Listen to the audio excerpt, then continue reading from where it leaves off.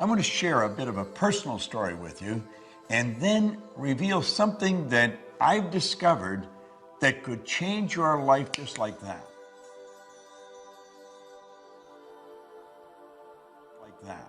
Have you ever sat back and watched what a few other people may be doing, the extreme success they're enjoying, and at just about the same time feel that maybe success was just slipping through your fingers?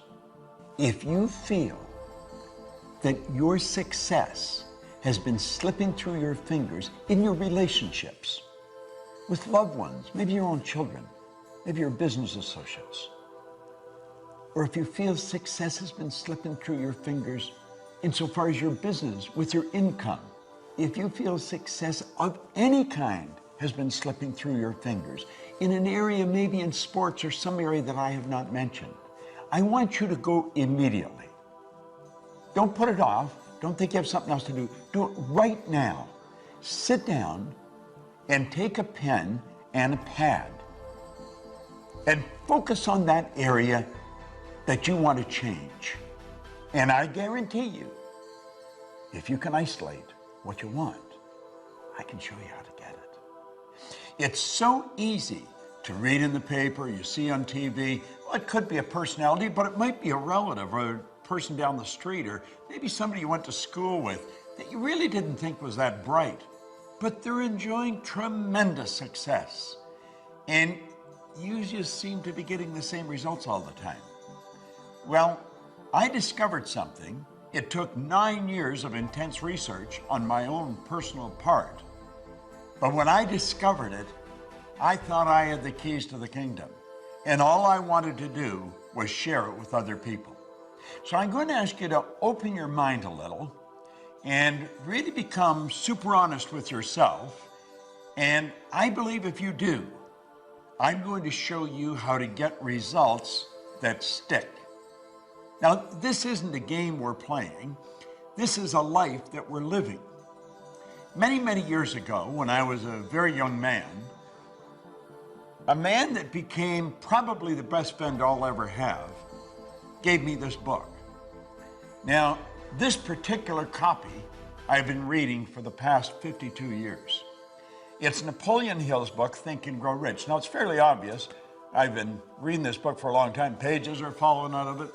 Covers come off it, but I stick with it and I keep reading it. Now, it's not that I'm such a slow reader, it's just there's so much in this book. And I have found that regardless of what level of success I may enjoy, I can always find how to raise the bar through studying some of Napoleon Hill's material. Now, let me go back to the time I was a little kid. And this is the part I think probably that you'll be able to relate to. I did things I didn't want to do, and yet I was doing them anyway. And I'd get caught, and the teacher would say, "Why did you do that?" I say, "Well, I don't know." "Well, what do you mean you don't know? You know better." "I know." "Why'd you do it?" "I don't know." And to be quite honest with you, I don't know, or I didn't. And I go home and my mother would go through the same deal when I did something. "Why did you do that?" "I don't know." "What do you mean you don't know? You know better." "I know." "Well, why'd you do it?" "I don't know." I remember I was in the Navy and commanding officers say, "Proctor." "Yes, sir." "Why did you do that?" "I don't know, sir." "You know better than that." "I know." "Why'd you do it?" "I don't know." You see, all over the world, there's people doing things they don't want to do. It's giving them results they don't want to get, and they do it anyway. Why does that happen? Why is it that an individual will graduate from a prestigious university with a very beautiful degree and yet not capitalize on it? You see people every day who are absolutely brilliant. You know some, you're related to some. They've got degrees coming right off the end of their business card, and they're not making it. They may be broke. If they're in business, the business is stuck. Why does that happen? Well, I found out because of what happened to me reading this book. You see, when I started to read this, everything in my life started to change.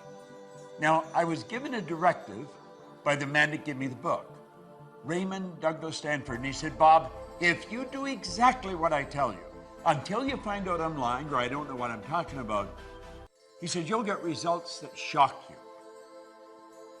Now, I've got to tell you, up to that point, I had been going down many roads and they were all wrong roads. I was 26 years old. I had never held a half-decent job. I was earning $4,000 a year and I owed $6,000. I just wasn't making it. I was stuck. And it had always been that way. And I didn't know how to change it. I wanted to, and I didn't know how. And he said, do exactly what I tell you. Well, you know, from the time I picked this up to 1 year later, my income changed and my life changed like night and day. Now, do you know, it's almost like daytime becoming night. You don't really notice it happening. You just notice, my goodness, it's dark out already. Well, that's the way my life changed. And I went from earning $4,000 a year, which was the most I'd ever earned up to that point, and I took it up to $175,000 a year. Now, you may be wondering, what was I doing? Because I'm going way back to 1961. I found out that it really doesn't matter what you're doing. Well, it does, but for the most part, it doesn't. What matters is how you're doing it. You see, when I read that book, I set a goal. I wanted to have $25,000. I gave myself a decade to do it. I really didn't believe it would happen. And I started cleaning floors on the side after my normal job, just to make a couple extra dollars. I ended up cleaning floors in Toronto, Montreal, Boston, Cleveland, Atlanta, London, England. My income shot up to over $5 million. And I didn't know what I was doing. I had to figure it out. And I sat down and I started to think, what happened? I had been raised to believe much the same as you've been raised to believe. If you're going to earn a lot of money, you've got to be really smart. But you know something? I knew I wasn't very smart. And I'm not putting myself down. I just knew I wasn't very smart. But I was earning a lot of money.